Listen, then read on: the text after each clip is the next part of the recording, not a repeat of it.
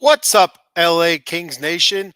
Welcome to the Silver and Black Lair LA Kings edition. I'm your host, the Bat Fry, Kenny Fry, and it's Tuesday Blues Day. Um, Hope all is well with everybody out there in Kingsland. I'm doing all right. As you can see, I'm here.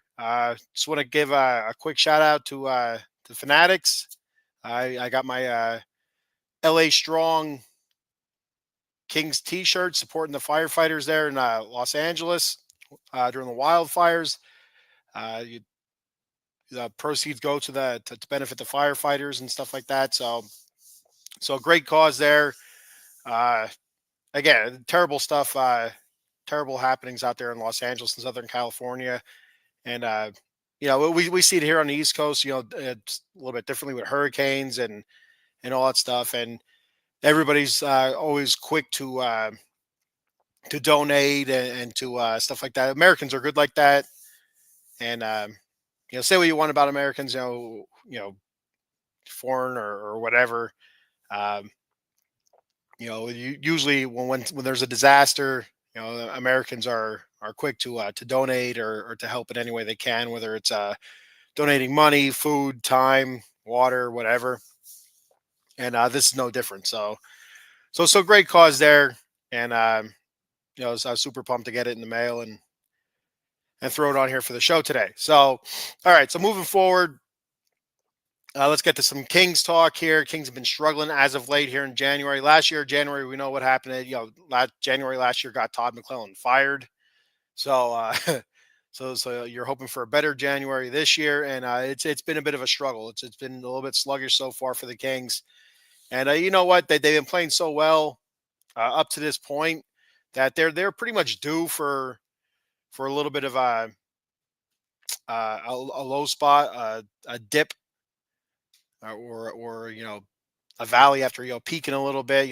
It's time for them to drop down and it- and struggle a little bit. It happens. Any team throughout the season. It's a long season. You're gonna go through those ebbs and flows. Those peaks and valleys. Like I say a lot on the back cave when I talk about Mets during the Mets season. It's like a roller coaster. Yeah, you enjoy the ride up, and the ride down's terrifying, but then you're going back up, and you just hope that you have more ups than downs. So, all right. So moving on, uh, Kings couple games at home. There's a little bit of a uneven. They get throttled by Pittsburgh. A team that's really struggling this season, and 5-1. They get throttled, absolutely throttled. The game was tough to watch. It really was, and then they play the Florida Panthers. I think it was 2 days later, maybe whatever it was.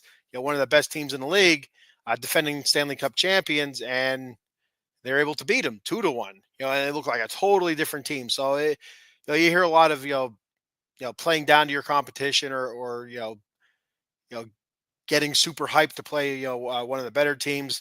Whatever the case may be, we got to figure that out. You have to be able to play even play your best hockey against all teams, whether it's a bottom dweller or one of the top teams in the league. And I know I've mentioned this before that it seems like the Kings just don't match up well with teams sometimes, and the Penguins are one of them. When they played Pittsburgh out in Pittsburgh, it was the same kind of thing. Kings lost that matchup in overtime, and Pittsburgh looked good against the Kings. Even though they're one of the teams that are having a rough season so far. The Penguins, they seem to do well against the Kings. They just don't match up well for whatever reason. And it's the Calgary Flames are another one. It just seems like whenever the Kings play the Flames, it's a struggle. Even when the games that the Kings do win against them, it's a battle, it's a struggle, and you're lucky to get out of it. So it is what it is. So after the two game homestand, whatever you want to call it, there, the Kings headed back out on the road. This time it's a 5-game road trip, I believe, and it started off the other night in Columbus against a you know a I don't want to say resurgent, but an upstart Columbus Blue Jacket team, a team that's playing very well. I do believe right now they're holding a wild card spot. So yeah, it's been an amazing season for the Columbus Blue Jackets, and we all know about the Johnny Gaudreau and stuff like that accident, leading to the death of him and his brother, and whether or not Columbus is using that as motivation or whatever have you. It's still really neat to see. It is very special to see, and it's cool to see Columbus playing well. They've short time they've been in the NHL. They haven't had a whole lot of great seasons or good seasons. They've had a couple playoff runs, but nothing really to write home about. So so the Kings lose this game 3-2 in overtime. Tough loss. This game, if the Kings felt like you look at the stats and you say, okay, it looks like the Kings should have won that game. And watching the game, I really felt like it was really even. Like I wasn't surprised that Columbus won that game, but I wouldn't have been too surprised if the Kings won the game. It just felt really even. And again, you look at the stats, it leans toward the Kings a bit more than it does the Blue Jackets, especially in the offensive side of it. And you just gotta give credit where credit's due. The Blue Jackets were able to get goals uh, when they needed them, and huge stops by their goalie. So and Darcy Kemper, I thought Kemper played well in the game. He had some big stops as well. There was a spot in overtime where I think it was Werenski had a chance to win a game. There was a penalty shot. There was a penalty call, which was a super questionable call to begin with. The announcers were talking about it. What was it? Was it a hook or a slash? I don't remember exactly what the penalty call was, but it didn't seem like it was in the act of trying to score or shoot or anything like that. So whether or not this should have been a penalty shot, is very debatable. But it was what it was, and Kemper came up big and was able to. I think he poked the puck away from Werenski's stick. So but unfortunately, like I said, the Kings fall in overtime. They do get the point though for the overtime loss. So let's take a look back at the scoring for the game. The scoring started off with the Columbus Blue Jackets. Werenski, I think he had like a 9-game point streak or something like that, or some sort of point streak going on there. And he extends that. He scored his 16th of the season. The Kings were able to answer back. Philly D. Philip Denault gets his 4th of the season, assisted by Kevin Fiala. I believe it was off of a rebound. A lot of traffic. That's one of the things that Philly D does very well. He gets in front of the net, creates uh, a lot of blind spots for the goalie. He just camping out in front of the goal. Making it hard for the goalie to see and looking for deflections and stuff like that. And yeah, he hasn't been producing a lot of goals this season, Philip Denault, but just his presence in front of the net is huge. It's huge, for the goalie not being able to see like maybe a quick pass or a shot that the goalie just barely stops but leads to a rebound where he can't react because he's still not 100% sure where the puck went. That credit goes to Philly D. So so it's good to see him get a goal, his 4th of the season. Second period, no scoring. I felt like it was a heavy Blue Jackets second period. The Kings kind of holding on for dear life there, especially the second half of the second period, if I remember correctly. Go on to the third period. The Blue Jackets take the lead. Fabro gets his 4th, and Fabro gets his 4th. The Blue Jackets take 2-1 lead. Kings answer back late in the third period with about a minute 10 to go or something like that. Quentin Byfield scores his 10th of the season, assisted by LaFerriere, his 14th assist, and Kevin Fiala, his 13th assist of the season, his second point of the game. And again, this was just throwing the puck at the net and rebounds. Rebounds. Constantly bringing guys to the net, crashing the net, looking for that rebound, and Byfield was able to get that rebound. And great job there by the guys. Just continuously putting the pressure on, and throwing that puck. You can't score if you don't put the puck on net, and that's what they're able to do. And eventually they got the rebound, were able to put it in. Then like again, it leads to overtime, and Marchenko um, Marchenko scores, I think, with about a minute to go in overtime as well. Minute 20, minute 20, whatever it was, his 20th of the season. That was the OT winner. And, watching that play, I watched the play a couple times. I don't know. He was able to go around Fiala. The Kings, I thought, were set up decent on defense. They were kind of heavy to one side of the ice. But they got back and they were able to spread out. And for whatever reason, uh, Kevin's strong point isn't defense to begin with, but he kind of looked like he kind of went for a poke check maybe at the puck and whiffed on it. And Marchenko just went around him, was able to cross the crease there in front of the goalie, and flick it in there. I want to say it was a backhand, but I could be wrong. I'm not sure if he got a backhand on that or whatever it was. But either way, it was a goal. Another note from this game, in the third period, the Kings looked like they scored the tying goal earlier in the game in the third period with Alex Laferriere, or was it the go ahead before the Blue Jackets scored? I don't remember exactly what it was, but it looked like Laferriere scored a goal in his first game back from injury. Uh, it looked good. Went to review though. The Columbus Blue Jackets, and I don't know why the referees let it go on. It's supposed to be a quick decision. The referees are supposed to get supposed to give some time, but it's supposed to be like really really quick. You get, I don't know if there's a set time on it or not, or if it's a referee's discretion or what have you. But the coach for the Blue Jackets, who I don't know what his name is, little bald fella, seemed like a pistol. Seems like a little bit of a character there. But he's trying to decide if he wants to challenge it, and he's talking to the refs, and the refs are like shaking their head, and they're like kind of giving the motion like, come on, we need your decision.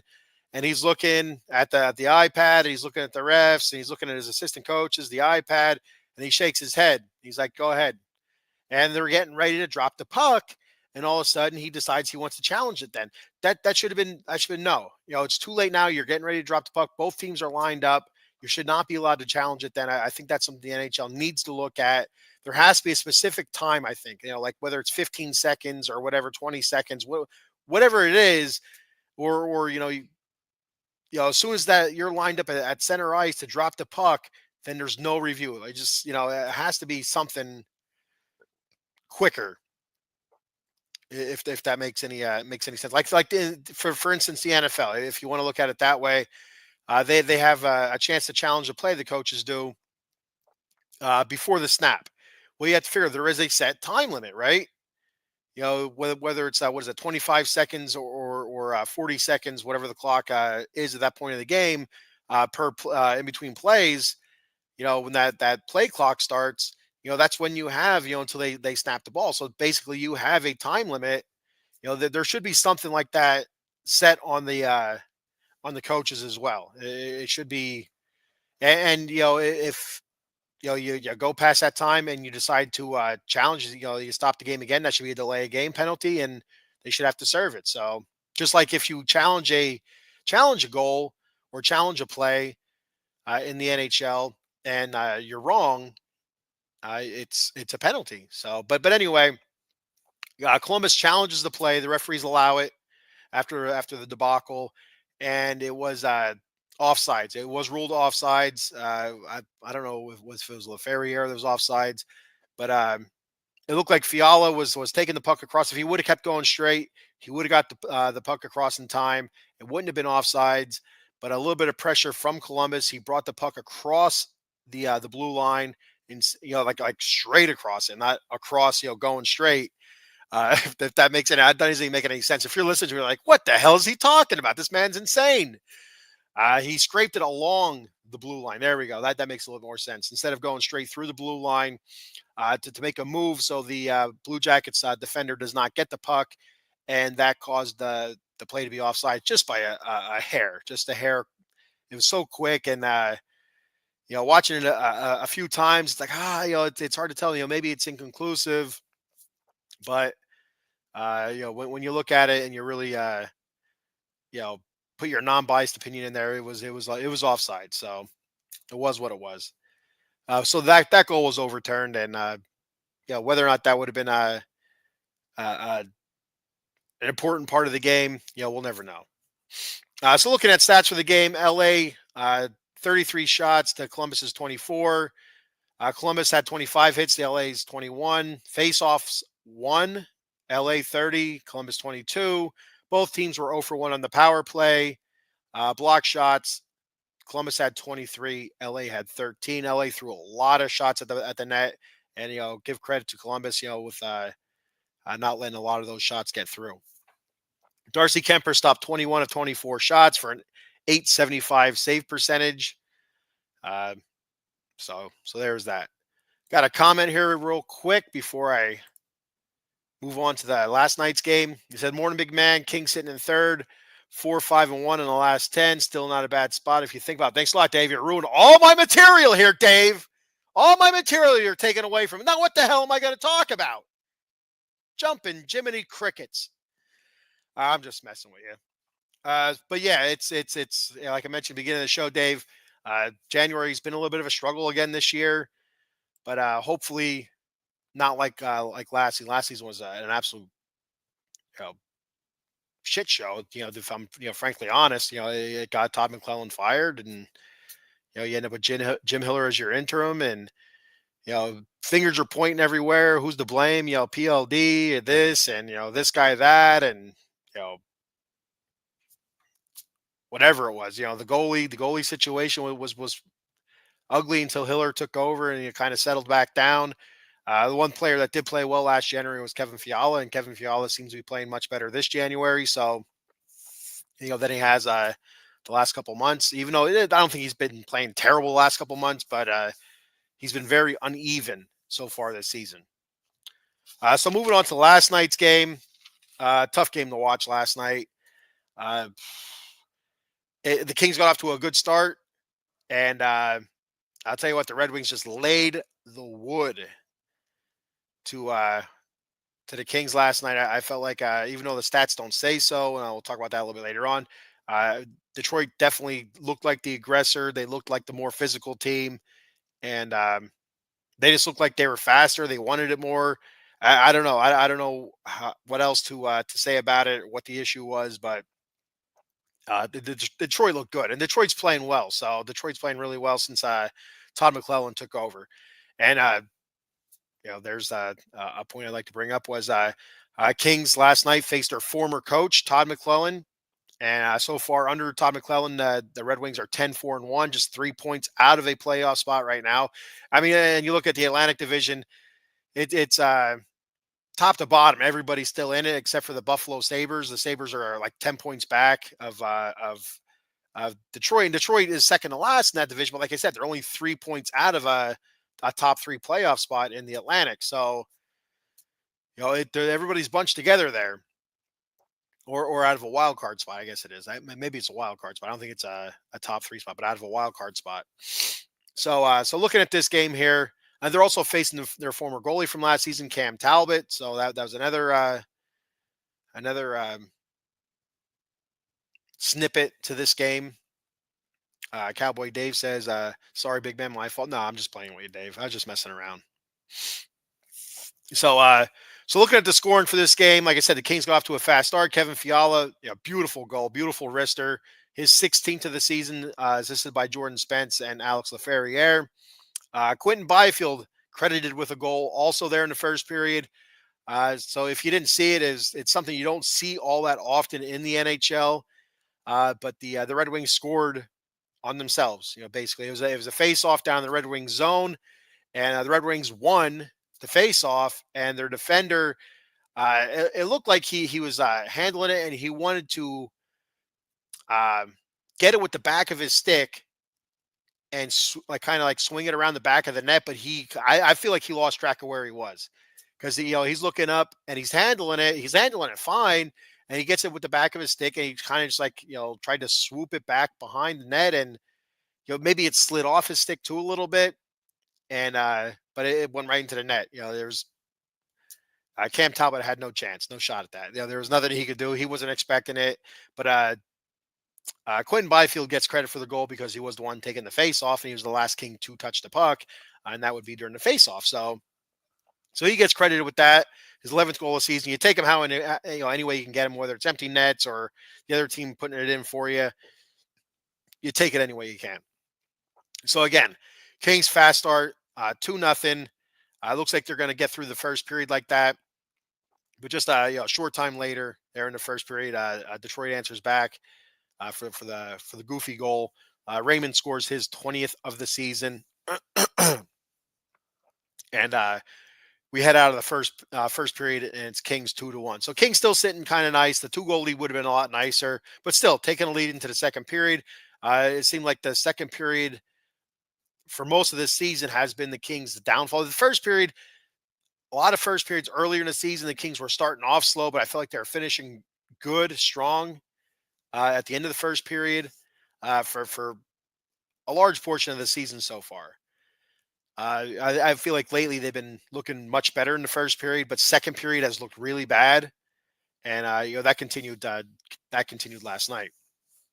So Detroit, they tie the game up on a power play goal by DeBrincat, his 21st of the season, and then they take the lead. Three unanswered goals there by Detroit. Soderblom scores his first of the season. That made it after 3-2 Detroit, and the Kings, you know, for most of this season have played really well in the third period. So you kind of look for them to, okay, only down one goal. Maybe there's a chance the Kings can come back and tie it up and maybe even push it to overtime to at least get 1 point out of this. But if you're watching this game, it felt like that 3-2 lead by Detroit felt bigger than 3-2, to be honest with you. So moving to the third period, Detroit scored. Casper had scores with his 8th goal of the season. That made it 4-2. And I mean, the Kings did have some opportunities after that 4-2. They were putting a lot of pressure on, throwing a lot of pucks at the net. But a lot of the pucks they're throwing at the net, they're from the blue line. Just inside the blue line. Defensemen just kind of flinging pucks at the net. They weren't getting any real uh, up close point blank shots on the goal. And I feel like that's somewhere they they should have tried to attack a little bit more instead of just throwing the puck and looking for rebounds, perhaps. Or maybe that's the film they had on Cam Talbot, or where they remember last season that maybe he gives up a lot of long rebounds. I'm not sure, but it seemed like they were just taking a ton of long shots, and they either they weren't getting through, or the Kings just weren't getting the rebounds. And give Detroit a ton of credit. Their forecheck last night was phenomenal. A lot of quite a few times where the Kings had the puck in their defensive zone, looking to maybe make a run up the ice. Detroit's down there in their face, putting the pressure on and making the Kings turn the puck over. I feel like they did a great job with the forecheck. They're always in the King shit there, and making things really, really hard, really difficult for him. And to finish the scoring off last night, an empty netter by Casper. So he had 2 goals there in the third period, his 9th of the season. Darcy Kemper stopped 23 of 27 shots for an .852 save percentage. Not very good. I mean, I don't know what's a soft goal, what's a not a terrible goal to let in. I'm not really sure. So I'm not one to talk. But the way Kemper's been playing so far this season, you would have expected a little bit better. But it's a clunker, and he better shake it out. The Kings better shake it out, because it's not going to get any easier as they move along this road trip with 3 more games on this road trip before they go back home. And I'll talk about that in a little bit here. So looking at game stats, shots went to Detroit 28, LA's 25. Hits went to LA. Like I said, you look at the stats and you figure LA's the aggressor, the more physical team. But watching the game, it did not feel that way. It did not look that way. It did not feel that way. It felt like Detroit was the more aggressive team, the more physical team. And but again, stats don't say that. But the field test definitely felt like Detroit was the tougher team. Face off wins went to the Kings 28-20. Power play, Kings 0 for 1, only one power play opportunity. Detroit 1 for 3. And their power play has been phenomenal under Todd McClellan. Something the Kings had last season under Todd McClellan and Jim Hiller. They did have a pretty good power play up until they played the Oilers anyway in the playoffs. and it's just an absolute shit show this year with the power play. So, maybe Todd McClellan was the master power play designer last season for the Kings. I'm not sure. I don't know what the issue is, but he takes over for Detroit, and their power play has been doing terrific ever since then. So I don't know. Uh, so yeah, so I see a tough loss. You got to move on from it. The Red Wings are hot, like I said, 4-1 under McClellan. Fighting their way back into the playoff picture. Just out of a couple points out of a wild card spot.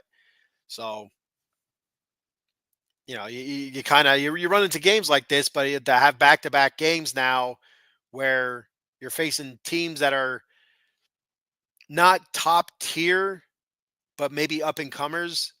You have to be able to show out. If you think you're one of the top tier teams, you have to be able to show out and kind of work through these games and find that victory, find that win somehow.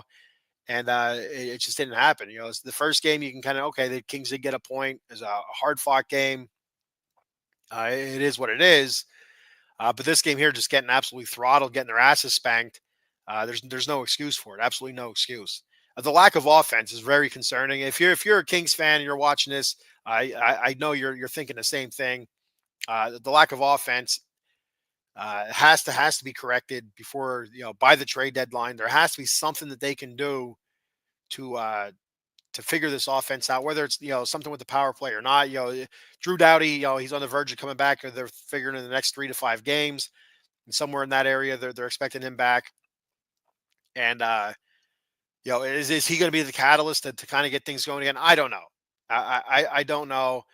And everybody's talking about what do you do with Drew Doughty? Like, where does he fit in? Do you split Mikey Anderson and Vladislav Gavrikov up? Do you split those guys up, and move Drew back with Mikey Anderson?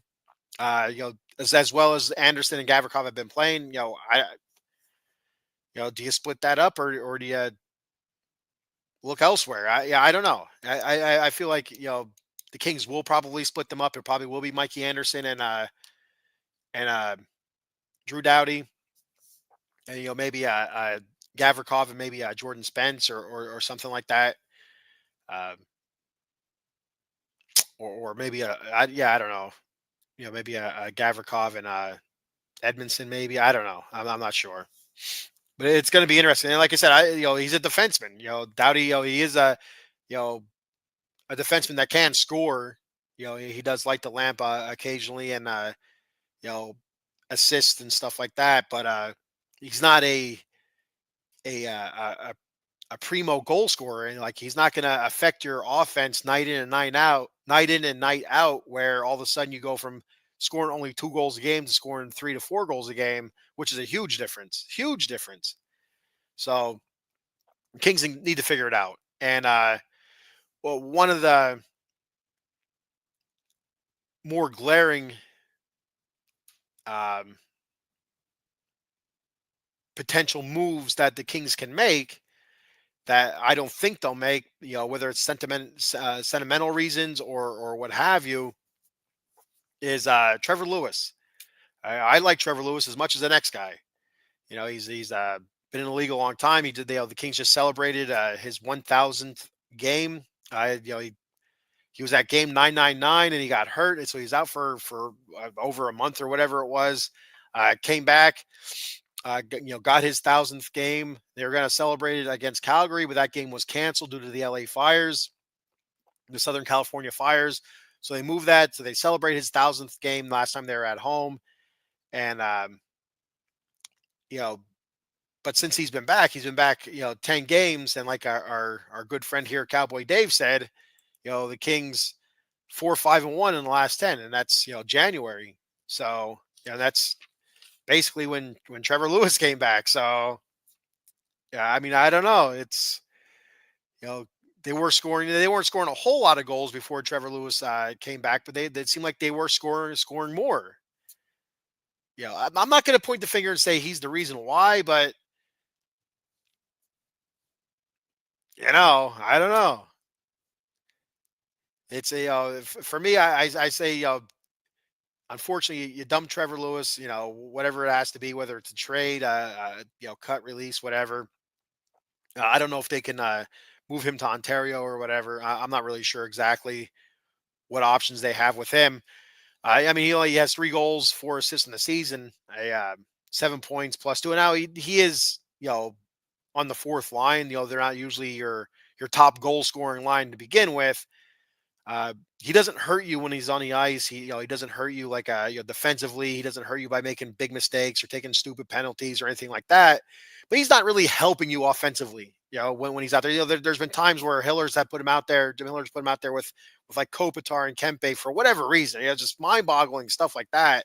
Not really sure why, but I think Lewis. I think Lewis should be. They should move on from Trevor Lewis and bring up one of these young guys, whether it's more Akil Thomas, more Samuel Elanius, Andre Lee, um, Samuel Foggymo, still down there. I mean, it would have been nice, for them to you know uh, keep Arthur Kaliev. Why not give Arthur Kaliev the shot? Where Trevor Lewis is at. Dump Trevor Lewis and give Arthur Kaliev the opportunity. I don't know. I mean, the Kings have been doing a lot of 11-7 looks, 11 forwards and 7 defensemen. Now the last couple games on the road here, I don't think they did it at home. I think they're all 11-7 still. But since they've been on the road the last 2 games, they've been back to the 12-6. Whether or not they're going to do that against the next 3 opponents, I'm not sure. But I mean, if you're going to 11-7, maybe scratch Trevor Lewis, maybe go with younger and faster and more dynamic. Yeah, there is an opportunity that you can get let down by uh, inexperience, but I like the benefit of having somebody a little bit more electric out there on the ice. When there's an opportunity to score a goal. So I don't know. It's a tough spot, tough position to be in. But I mean, the Kings need to figure it out. They need to really figure something out with a goal scorer. I mean, it's Kempe. Kempe's our only real goal scoring threat. Kevin Fiala can be that, but he hasn't been consistent. Now he has been playing much better lately. Throughout January, where it seems like he's not making those stupid turnovers or what have you, and he's throwing a lot more pucks at the net, a little bit, a lot more opportunities, and some of those pucks are finding net, and some of those pucks, he's getting assists on as well. So he can continue producing like that, and I think he'll be all right. Um, Another route to look at is, with Drew Doughty coming back, is maybe looking at trading Vladislav Gavrikov. Gavrikov becomes a free agent at the end of the season. Now he does have a no movement clause in his contract, like a no trade clause. I'm not sure how that works exactly, if he can waive that or what have you. I'm not really sure. And if you'd want to, I don't know. It seems like he really likes being with LA. I know LA likes him. The Kings fans like Vladislav Gavrikov and stuff. But I mean, if you can find a goal scorer for Gavrikov, somebody that's going to immediately come in and impact your team offensively, you might have to pull the trigger on that trade. He's gonna cost a chunk of change next season, a decent sized chunk of change, because he's having a really good year. Vladislav Gavrikov is, defensively, and are the Kings willing? Are the Kings going to have the money, first off, to pay him, and are they willing to put the money out to pay him? I don't know. Uh, Kevin Fiala. I mean, I wouldn't look to trade Kevin Fiala, but there's always that as well. A lot of fans kind of look at that. A lot of Fiala hate. 16 goals, 13 assists, 29 points. He's your um, third highest on the team in points. So -10 rating though. That's where it really hurts. He leads the team in power play points, power play goals. He has 13 power play points, and 6 of those are goals. So he's your only power play threat too. It's tough. I can't see the Kings getting rid of Fiala because he is a goal scoring threat. Kopitar has kind of cooled off with the goals, but he's still, plenty of assists. They need to find another scorer. They need to find another scorer. Early on, LaFerriere started out of the gate hot. He's cooled down considerably. Last year, Trevor Moore, 30 goal scorer, hasn't found it yet. Um, Quentin Byfield, 20 plus goals last season, mid 20s. We were expecting him to take that next step. Hasn't happened yet. Uh, he is scoring a little bit more frequently, but overall the season it just hasn't taken that next step yet. I mean, there's still plenty of games to go. We're basically, I guess we're past the halfway point now. We're coming up in February here. We're in the next couple of weeks. There'll be the pause for the Four Nations tournament, which whatever. I don't know about that. I'm gonna watch it, but I'm not just go with the regular All Star stuff. I don't know. I don't know. Whatever. But yeah, 4-5-1 in January, like I said, in 10 games. And they've only scored more than 2 goals once so far in January, and that's a 5-1 win versus Vancouver. I think that was in Vancouver, maybe. I'm not sure, but things need to get figured out. All right, so moving on. Looking at the stats for the team so far, Kempe's leading the way in points, 44 points, 24 goals. Leads the team in goals. He has 20 assists. He also leads the team in plus minus. He has a plus 19. Anze Kopitar, 43 points, 12 goals, 31 assists. He leads the team in assists, plus 17. He also leads the team in face-off percentage, 56% of those that take regular face-offs. I'm not going to count somebody that takes like 4 face-offs and won 3 out of 4. That's whatever. Kevin Fiala, 29 points, 16 goals, 13 assists, a minus 10 rating. Alex Laferriere, 28 points, 13 goals, 15 assists, a plus 12. Brant Clark, 24 points, 3 goals, 21 assists, a plus 8. Warren Fogle, 24 points, 12 goals, 12 assists, 16 points, or plus 16, I'm sorry. Philip Deneau, Philly D, 23 points, 4 goals, 19 assists. He's at a plus 4. Quentin Byfield, 23 points, 11 goals, 12 assists. He's at a plus minus of 0. Real quick, Philip Deneau, 53.9% in the faceoffs, and Quentin Byfield, 43.7%. So we need more production out of Quentin Byfield. Trevor Moore, 6 goals, 14 assists, 20 points, plus minus of 0. Turcotte, 7 goals, 12 assists, 19 points, plus 14.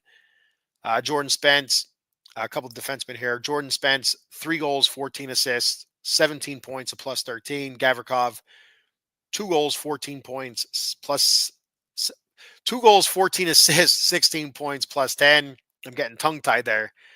Mikey Anderson, 5 goals, 9 assists, 14 points, plus 5. And Joel Edmondson, 4 goals, 7 assists, 11 points, and he's at a plus minus of plus 15. So, yeah, just looking at that, we need more out of Byfield, need more out of Trevor Moore. I know that they've been mixing up the lines a little bit, trying to get Byfield going, trying to get Fiala going. They had Byfield and Fiala on the same line, and with I think it was with Alex Laferriere, if I remember correctly. I'm not really sure. I can't remember if it was Laferriere or Moore. I feel like it was Laferriere, and trying to get them going. Uh, and that's one thing I do like about Jim Hiller. That's one thing that Tom McClellan would not do. He wouldn't fiddle around with the line assignments and stuff like that. He kind of is even, steady, let it roll. Where Jim Hiller, he's always trying different combinations and different things to trying to get guys going. Looking at the goalies, Darcy Kemper, 14 wins, 5 losses, 6 overtime losses, and that's a goals against at 2.17, a 919 save percentage, near the tops of the league, despite the last couple games of allowed 7 goals in the last 2 games, I guess it is. Yeah. David Riddick, or Riddich, however you want to say it.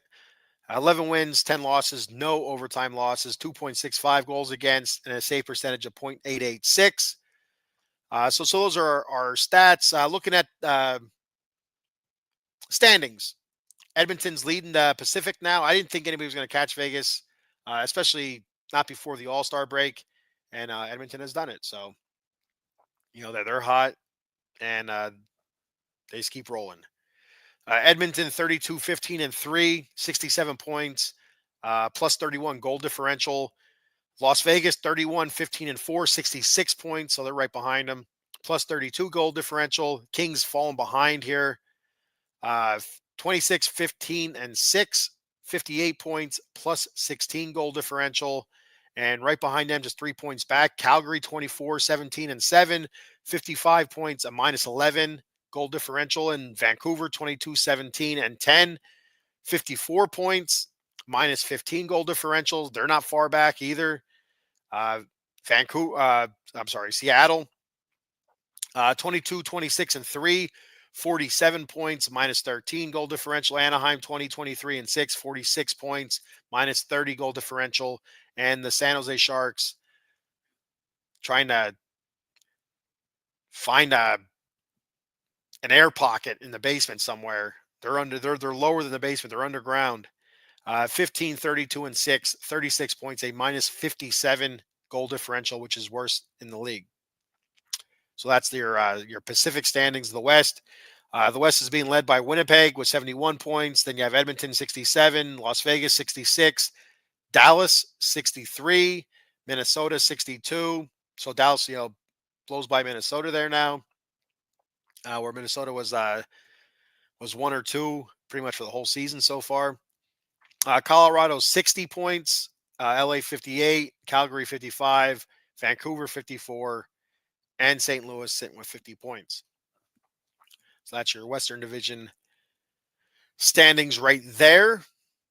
Up next for the Kings, the next game is Wednesday, tomorrow night in Florida. Like I said, they just beat Florida the other night in LA, 2-1. Great game. A lot of fun to watch. There's two great teams going at it.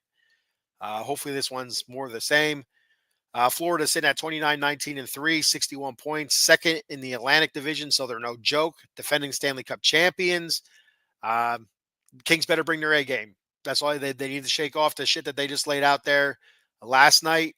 They need to bring their A game these next few games, or there's a very strong possibility that we could be looking, fifth place by the time that this is over. These 3 games are over, because these 3 games are no joke.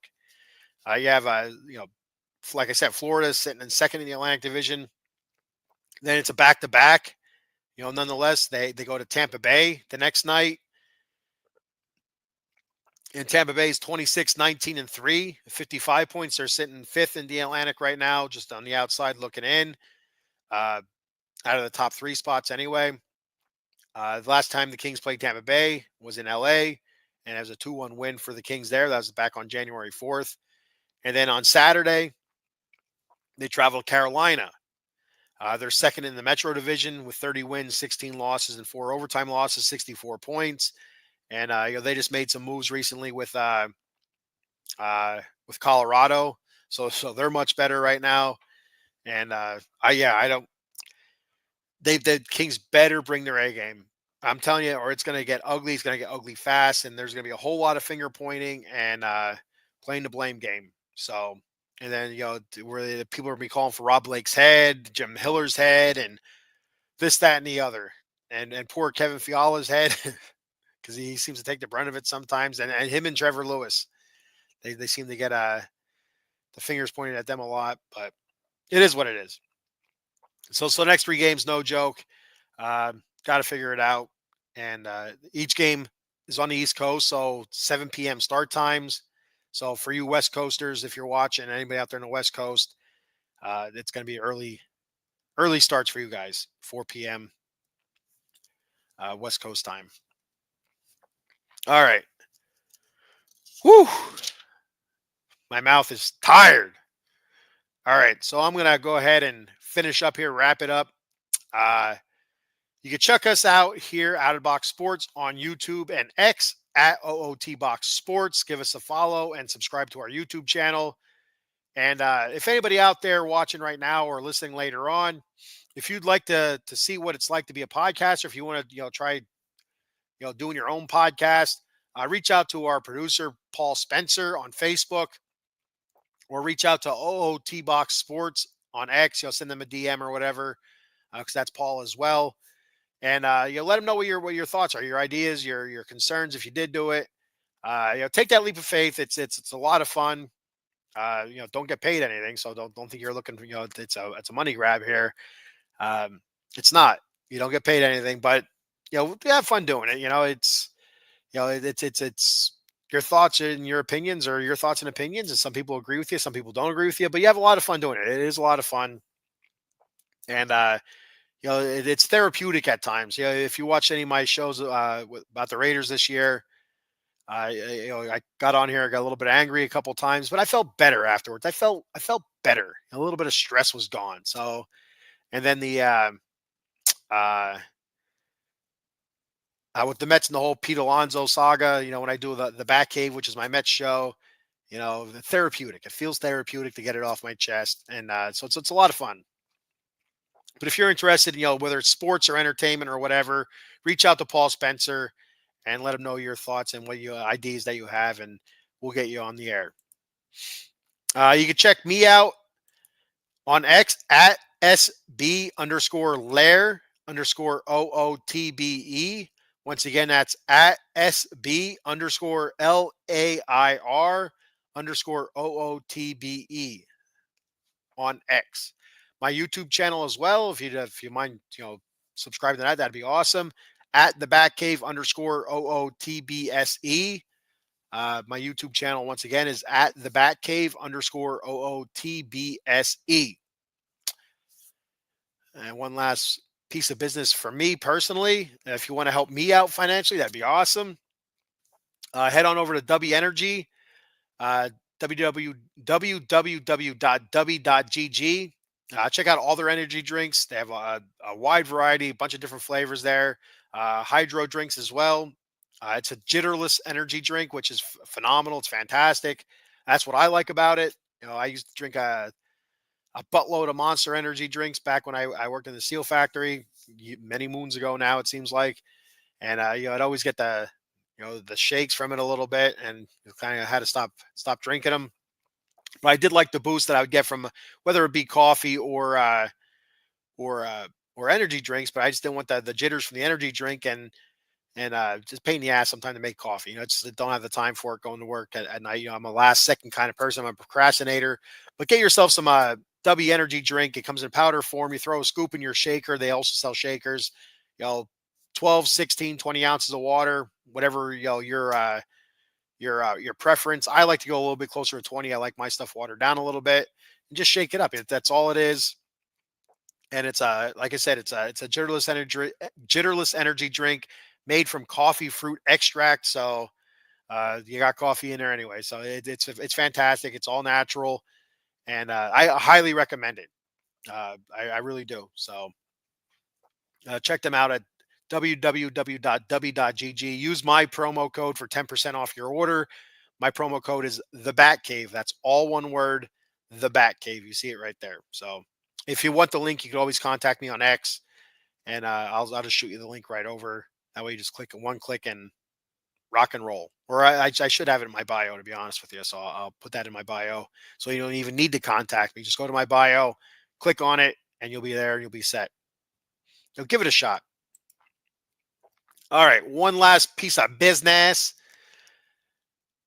is our good friend Jason Fine, attorney Big Al. You reach Big Al at 1-800-HURT-123. That's 1-800-HURT-123. Jason Fine specializes in motor vehicle accidents, slip and falls, workman's comp, and personal injury claims. He has 3 office locations conveniently located throughout Pennsylvania and New Jersey. His office in New Jersey is located in Cherry Hill on 3 Greensward Lane. The phone number there is 856-209-5258. And he has 2 offices, 2, count them, 1, 2, like the count would say on Sesame Street. 1, 2, 2 offices, 2 offices in Pennsylvania, 1 in Pittsburgh on 500 Grand Street, Suite 2900. The phone number there is 412-365-8151. And he has 1 in Philadelphia, Pennsylvania on 1628 JFK Boulevard, Suite 2120. The phone number there is 267-888-2980. That's Jason Fine, attorney Big Al. I tell you what, for those watching live and for those that are going to watch it later on or listen later on, I guarantee you, you didn't come into this show thinking, you know what, I'm going to hear Kenny Fry, the Bat Fry, his impression of the Count from Sesame Street, but you did, and that was free. That was a bonus for you, for the fan, for the listener, and you're welcome. So, all right, I'm gonna get the hell out of here. I'm just kind of rambling on now. I'm tired. I'm gonna go to bed, and that'll be it for me. So, thank you everybody for checking the show out. I appreciate it very much. Until next time, all I gotta say is, go Kings, go.